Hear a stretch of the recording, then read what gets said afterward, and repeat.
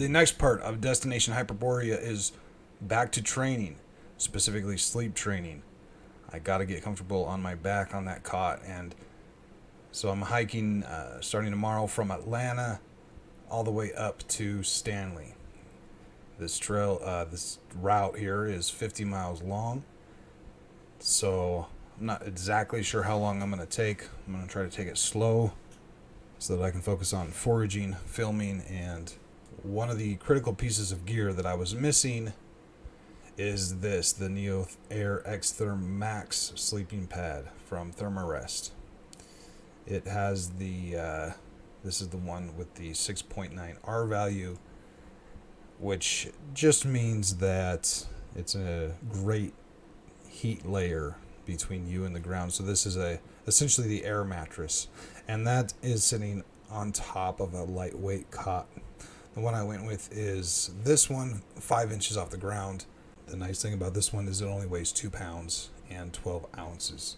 So I went with the Helinox light cot, and the dimensions of this, 73 inches by 23.5, matches quite nicely with the Thermarest sleeping pad. Now, because this is the 6.9 R value, great for Arctic conditions, but for now I went with this one, which is the Neo Air Topo.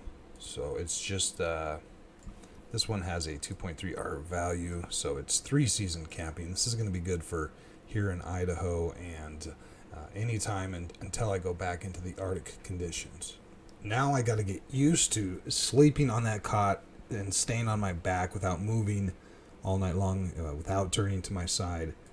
And if you look at here we have the state of Idaho. Right in the middle is the Sawtooth mountain range, and I've marked waypoints every 2 miles. So each one of these, ID1 for my first Idaho hike with my Garmin, and I've put waypoints every 2 miles all the way up to Stanley.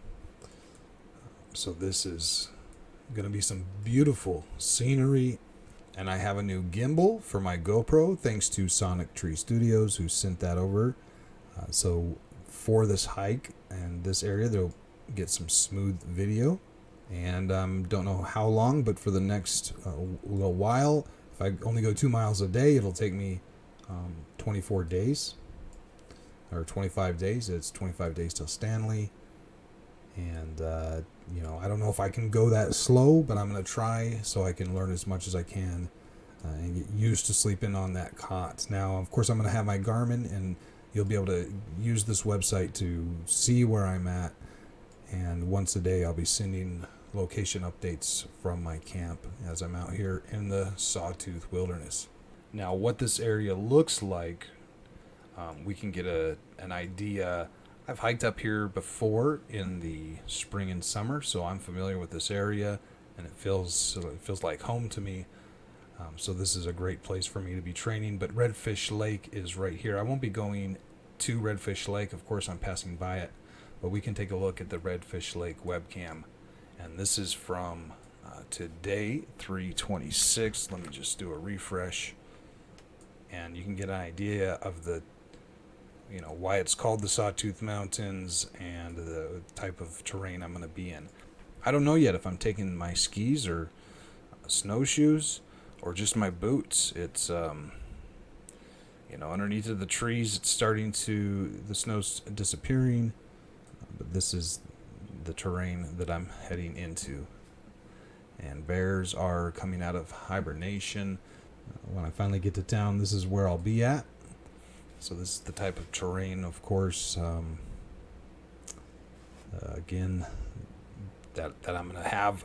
It looks like I may have snow the whole way, but I'm not quite sure. Now, for the end point here, you'll notice that I've set the end point right about here. Here's a picture again from Stanley. So maybe as if I make it 3 or 4 weeks out there, the snow will melt and we'll get pictures and video a little bit more like this. But the reason I've marked the end zone there is You can see the building right here, Mountain Village Restaurant. And it's I'm going to be looking forward to a nice hearty breakfast after 50 miles of hiking. And I may even, of course, after 50 miles of hiking in a couple weeks, I may even want to get get a shower and clean up. So on Destination Hyperborea, the live tracker is going to update, and you'll be able to see where I'm at going through the Sawtooth Range here. And I've put a small optional expenses at Stanley for $200, just so I can get that clean up and get a warm breakfast after hiking for 50 miles. So, but in return for that, I will be filming daily, and of course I'm not going to be able to upload video while I'm out there. But once I get back, I'm going to have a bounty of videos from the Sawtooth mountain range out here. It's going to be beautiful. Hopefully I catch a lot of fish, find a lot of plants and mushrooms to forage. I have updated the gear list, which now under the sleeping section has the sleeping pads. This one is the one for the spring and summer. This is the one for the Arctic expedition in the winter. And I'm using this portable pump to pump up the sleeping pad, which doubles as a small lantern. But in addition to that, I've now listed the literature that I've purchased for this expedition, including links to the Inuktitut bilingual books on Arctic and snowmobile travel, but also the books that I'm going to be taking with me so that I can learn more about foraging here in Idaho. This is one of the books that I'm bringing, which helps me identify all of the edible plants and greens. And I'm bringing this one, which doesn't look like an amazing mushroom book from this picture, but it is.